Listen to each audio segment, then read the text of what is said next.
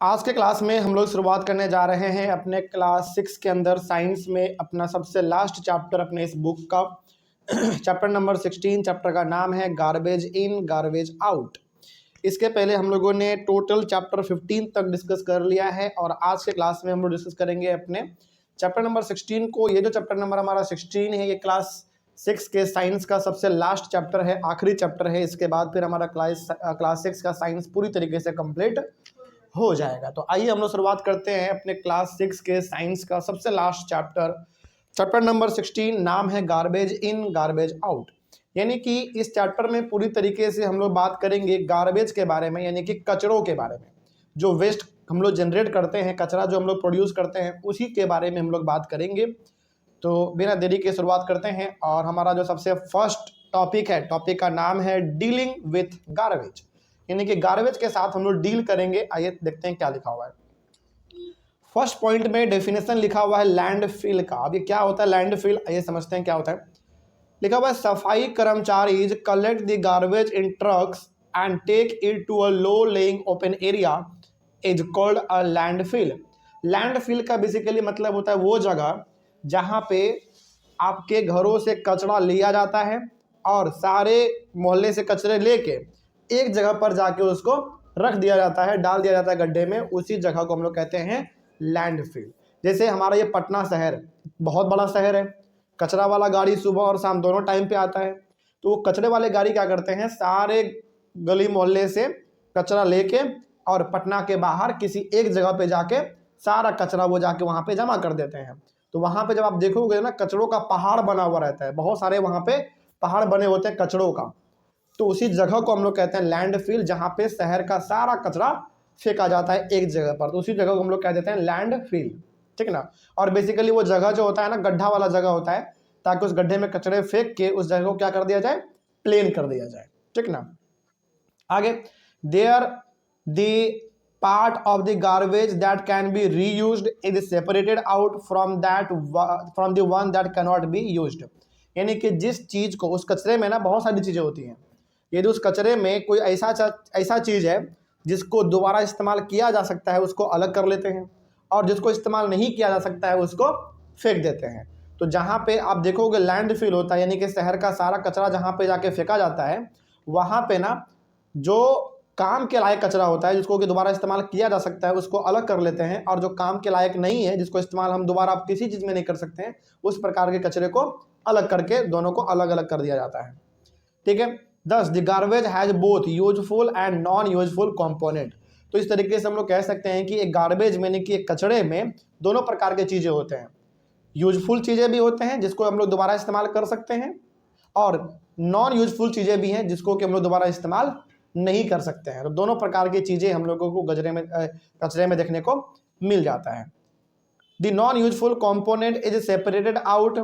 It is then spread over the landfill and then covered with a layer of soil।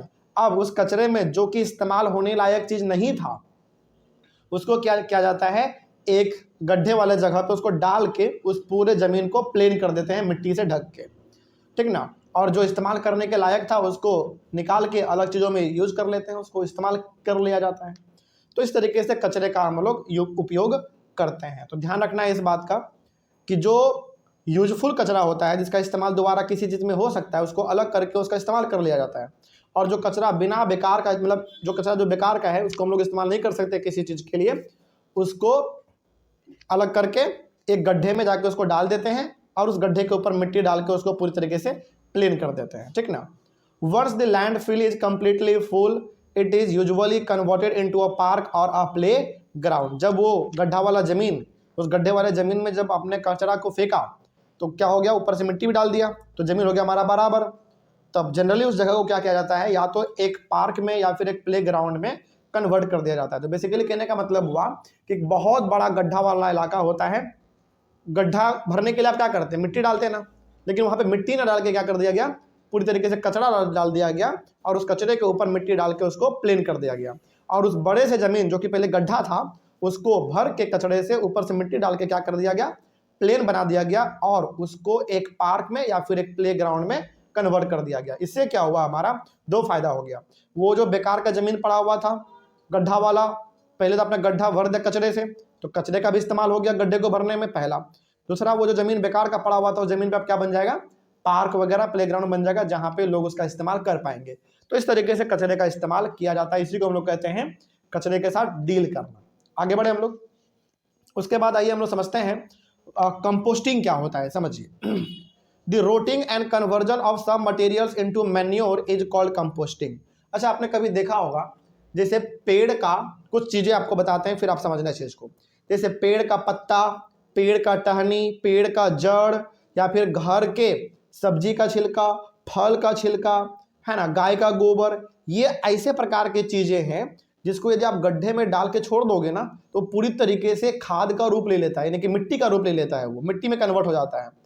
इसी चीज को हम लोग कहते हैं कंपोस्टिंग। क्या कहेंगे इसको, कंपोस्टिंग। यानी कि जो चीज सड़ सकता है, गल सकता है, उसको यदि आप लंबे समय तक जमीन में छोड़ देंगे 2-4 महीने के लिए, तो वो पूरी तरीके से सड़ गल के मिट्टी का रूप ले लेता है, उसी को हम लोग कहते हैं कंपोस्टिंग।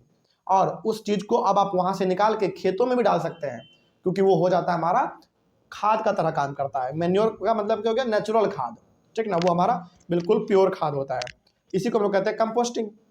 तो यदि कोई चलते फिरते पूछे कि बताइए कंपोस्टिंग क्या होता है, तो सिंपल सा बताना कि जो चीज सड़ सकता है, गल सकता है, उसको जमीन के नीचे हम लोग कुछ महीनों के लिए छोड़ देते हैं, और वहां पे रहते रहते वो सड़ गल के खाद का रूप ले लेता है, यानी कि मिट्टी जैसा वो दिखने लगता है, उसी को हम लोग कहते हैं मैन्योर। और इस पूरे प्रोसेस को हमने कह दिया कंपोस्टिंग। ओके। और जब आप उसको जमीन से बाहर निकालोगे, उसको आप खेतों में भी छिड़क सकते हैं, वो बिल्कुल एक नेचुरल खाद का काम करता है। आगे, in some cities and towns municipalities provide separate dustbin for collecting 2 kinds of garbage. किसी किसी शहर में, टाउन वगैरह में आप देखोगे तो जो नगर निगम होता है, म्युनिसिपैलिटी मतलब नगर निगम जो होते हैं, वो कचरे वाले गाड़ी भी चलवाते हैं, और उस कचरे वाले गाड़ी में आपको 2 प्रकार का डस्टबिन दिखेंगे, है ना, मतलब अलग अलग प्रकार के कचरे रखने के लिए। जैसे आप पटना में देखते ही हो, सुबह भी आता है कचरे वाला गाड़ी और शाम में भी आता है, हमारे घर से कचरा लेके वो जाता है ना। तो उसके पास 2 डब्बा होता है, एक अलग प्रकार के रखने के लिए और एक अलग प्रकार के रखने के लिए। तो बेसिकली कचरा का जो डब्बा होता है वो ब्लू और ग्रीन होता है। तो आइए समझते हैं। Usually one is coloured blue and the other green. तो 2 कलर का डब्बा उनके पास होता है, एक ब्लू कलर का और एक ग्रीन कलर का, ठीक है।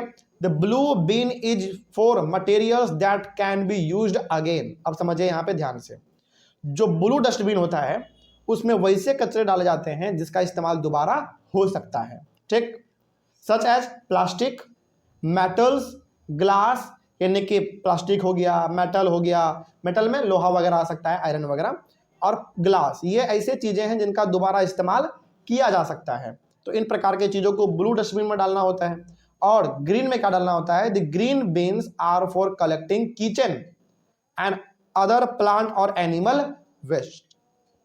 यानी कि जिसको आप दोबारा इस्तेमाल नहीं कर सकते हैं किसी चीज के लिए, वो हमारा नॉन यूजफुल चीज हो जाता है, उसको हम लोग डाल देते हैं ग्रीन वाले डब्बे में। जैसे एनिमल का वेस्ट, यानी कि गोबर वगैरह भी आप उसी में आ सकता है हमारा, फिर से किचन का छिलका वगैरह, सब्जी का, फल का, वो सब हम लोग ग्रीन वाले डब्बे में डाल देते हैं। समझ में आया बात, कोई दिक्कत इसमें? चल, इस तरीके से टॉपिक कंप्लीट हुआ। नेक्स्ट है हमारा topic vermi composting. Vermi composting क्या है, आइए समझते हैं। कंपोस्टिंग से ही मिलता जुलता है, लेकिन यहाँ पे लग गया हमारा वर्ड वर्मी कंपोस्टिंग। क्या है देखते हैं। लिखा हुआ है the method of preparing compost with the help of red worms is called vermi composting. अब देखो, रेड वॉर्म आपने देखा होगा, बेसिकली बारिश के टाइम पे ये निकलता है जमीन के अंदर से बाहर, है ना, जिसको हम लोग केचुआ बोलते हैं ना, बारिश के टाइम पे, उसी को हम लोग कहते हैं। तो जब आप कंपोस्ट बनाते हो, कंपोस्ट बनाने का मतलब हो गया कि जब आप पेड़ के टहनी को, घर के छिलके, गाय के गोबर, इन सब को गड्ढे में डाल के उसके साथ कुछ रेड वॉर्म भी छोड़ देते हैं। वो रेड वॉर्म क्या करता है, उन सारे के सारे चीजों को खा खा के चूर कर देता है, और वही हमारा बन गया पूरी तरीके से एक नेचुरल खाद। इस प्रोसेस को हम लोग कह देते हैं वर्मी कंपोस्टिंग। ध्यान रखना है, वर्मी कंपोस्टिंग किसके मदद से हम लोग करेंगे, रेड वॉर्म के मदद से करेंगे, यानी कि केचुए की मदद से करते हैं। Red worms do not have teeth. इसके पास किसी प्रकार का दांत नहीं होता, इसके बावजूद ये अपने बॉडी से सारे प्रकार के चीजों को तोड़ मरोड़ के छोटे छोटे पीस में कन्वर्ट कर देता है, यानी कि मिट्टी के तरह उसको चूर चूर कर देता है, ठीक ना। They have a structure called gizzard. उसके पास एक स्ट्रक्चर है, बेसिकली बॉडी का स्ट्रक्चर उसका है gizzard, which helps them in grinding their food, यानी कि खाने को घोटने में, यानी कि खाने को ब्रेक करने में इसका जो बॉडी का स्ट्रक्चर काम करता है वो है गिजार्ड। यानी कि गिजार्ड, इसके बॉडी का स्ट्रक्चर ऐसा है, मतलब इसके बॉडी का जो स्ट्रक्चर है उसका नाम है गिजार्ड। ये क्या करता है, बेसिकली भोजन को तोड़ने में, भोजन को ब्रेक करने में, छोटे छोटे पीस में कन्वर्ट करने में हेल्प करता है, मदद करता है। इसी की वजह से ये किसी भी चीज़ को छोटे छोटे पीस में ब्रेक कर देता है। उसके बाद पाउडर्ड एग सेल्स और sea shells could be mixed with the waste. अब देखो, ये जो सारी चीज़ों को ब्रेक करेगा, छोटे छोटे चीज़ों में जो कन्वर्ट करेगा, उसमें यदि आप एग सेल यानी कि अंडा का जो छिलका होता है ना, उसको उसका पाउडर बना के, या फिर सी सेल जो होता है उसका पाउडर बना के यदि आप उस कचड़े में मिक्स कर दोगे तो वो हमारा और अच्छा काम कर देगा। उसको जब आप, मतलब कहने का सिंपल से हुआ कि आपने क्या किया, गड्ढे में घर का छिलका, सब्जी का, फल का, गाय का गोबर, इन सबको गड्ढे में डाला और उसके साथ कुछ आपने रेड वॉर्म छोड़ दिया, है ना, केचुआ आपने डाल के छोड़ दिया।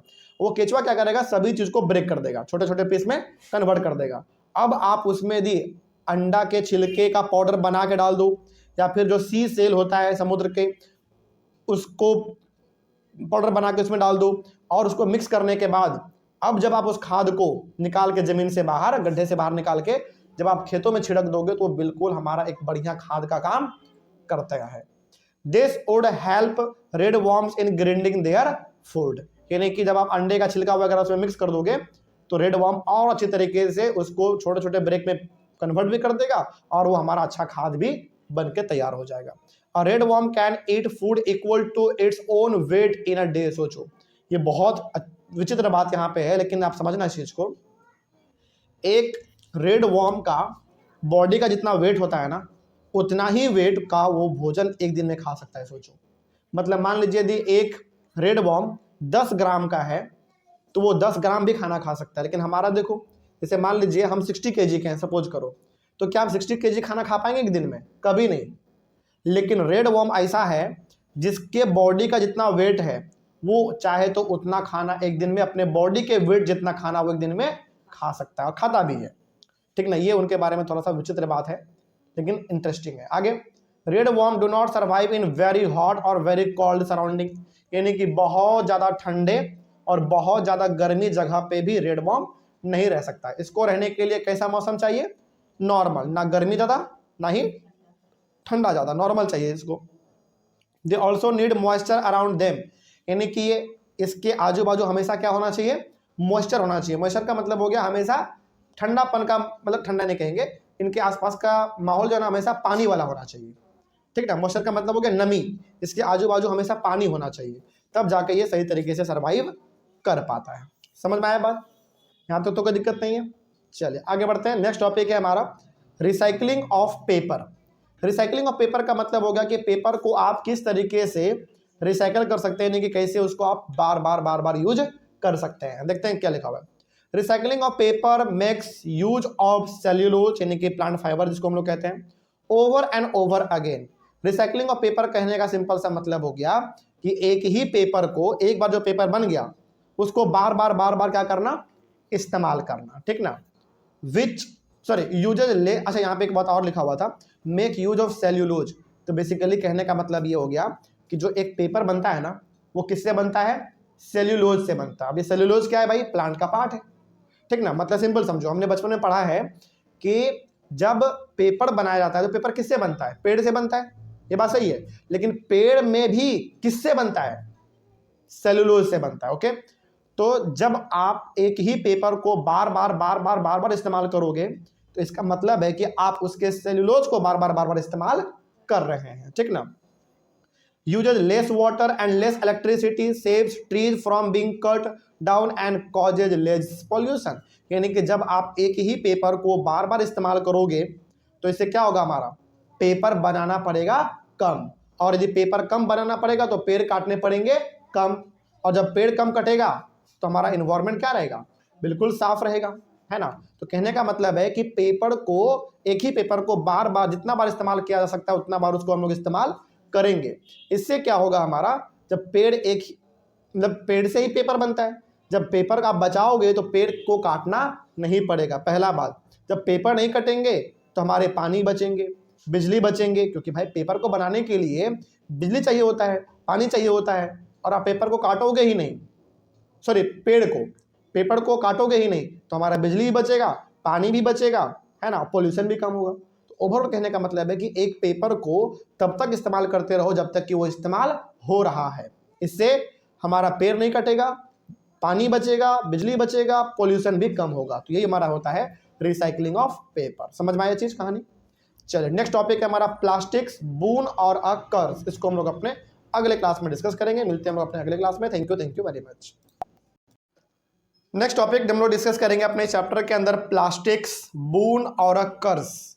बून का मतलब होता है एक तरीके से वरदान, अच्छा, है ना, अच्छा ही चीज को हम लोग कहते हैं बून। और कर्स का मतलब होता है एक तरीके से खराब, बकवास चीज। तो हम लोग इसमें यही देखेंगे कि प्लास्टिक जो है वो हमारे लिए बून यानी कि वरदान है, यानी कि अच्छा है हमारे लिए, या खराब है। तो आइए उसके बारे में बात करते हैं। पहला पॉइंट लिखा हुआ कि some kind of plastics can be recycled but not all of them. देखो प्लास्टिक कई प्रकार के होते हैं, तो कुछ प्लास्टिक ऐसे होते हैं जिसको कि आप रिसाइकल कर सकते हो। रिसाइकल का मतलब हो गया बेसिकली कि प्लास्टिक खराब हो गया, उसको दोबारा आप इस्तेमाल कर सकते हैं, लेकिन हर पेपर को दोबारा इस्तेमाल, सॉरी, हर प्लास्टिक को दोबारा इस्तेमाल आप नहीं कर सकते हैं। तो कुछ प्लास्टिक ऐसे होते हैं जिनको दोबारा तिबारा भी इस्तेमाल आप कर सकते हैं, लेकिन हर प्लास्टिक को नहीं। The use of plastics in itself might not create so much of a problem। देखो प्लास्टिक का इस्तेमाल करने से उतना कुछ खास प्रॉब्लम नहीं होता। प्रॉब्लम कब होता है पता है? मतलब प्लास्टिक को आप इस्तेमाल करो, कोई दिक्कत नहीं है, कोई प्रॉब्लम नहीं होगा। वही बात लिखा हुआ है कि the use of plastics in itself might not create so much of a problem. Plastic को इस्तेमाल करने से प्रॉब्लम नहीं होता है, लेकिन प्रॉब्लम होता है फिर कब है जानते हो? आइए समझते हैं। Problems arise when we use plastics excessively, are ignorant about ways of disposing their waste। Basically plastic इस्तेमाल करना चाहिए, प्लास्टिक से कोई नुकसान नहीं है, लेकिन नुकसान कब होने लगता है प्लास्टिक से? तब जब आप प्लास्टिक का इस्तेमाल ज़्यादा करने लगते हैं और उसको जहां तहां फेंकने लगते हैं, तब प्लास्टिक हम लोगों को प्रॉब्लम करता है। नहीं तो फिर ऐसे प्लास्टिक किसी प्रकार का कोई प्रॉब्लम नहीं करता है, ठीक ना। प्लास्टिक से प्रॉब्लम होता कब है? जब आप ज़्यादा इस्तेमाल करते हैं, इधर उधर फेंक देते हैं, तब, नहीं तो ऐसे नहीं। We often use plastic bags to store cooked food items. Consuming food packed in such plastic bags could be harmful for our health. कई बार हम लोग क्या करते हैं, खाने पीने की चीज़ें भी प्लास्टिक में पैक कर लेते हैं, जो कि बिल्कुल नहीं करना चाहिए। इससे हम लोग बीमार पड़ सकते हैं। यानी कि खाने पीने का चीज़ जो भी हो, रोटी सब्जी वगैरह, इन प्रकार की चीज़ों को प्लास्टिक में कभी भी पैक नहीं करना चाहिए। हम लोग कर लेते हैं कई बार, लेकिन नहीं करना चाहिए, क्योंकि इससे बीमारी होता है। ठीक है, आगे all kind of plastics give out harmful gases upon heating और बर्निंग। यानी कि जब आप किसी प्लास्टिक को जलाते हैं तो उससे बहुत ही खतरनाक गैस निकलता है, इतना खतरनाक कि आपको पूरी तरीके से बीमार कर सकता है, आपके लंग्स को खराब कर सकता है। दीज गैसेज में कॉज मैनी हेल्थ प्रॉब्लम्स। कई प्रकार के समस्याएं भी होते हैं। कहने का मतलब होगा कि कई प्रकार के हेल्थ प्रॉब्लम हम लोगों को हो जाता है, बीमारी हो जाता है, including cancer in human being. सोचो प्लास्टिक का धुआं, मतलब प्लास्टिक का धुआं इतना खतरनाक होता है कि हम लोगों को कैंसर तक हो सकता है। सोचो इतना बड़ा समस्या ये प्रोड्यूस करता है। The government also has laid down guidelines for recycling of plastics. सरकार हर साल कुछ ना कुछ प्लास्टिक को लेकर नियम कानून निकालते रहती है कि प्लास्टिक इस्तेमाल नहीं करना है, इतना करना है, उतना करना है, ये करना है, वो करना है, इन प्रकार की चीज़ें वो निकालते रहते हैं। लेकिन जरा एक बात सोच कर बताइए, क्या इससे कोई फायदा होता है? लोग प्लास्टिक का इस्तेमाल करना क्या छोड़ देते हैं?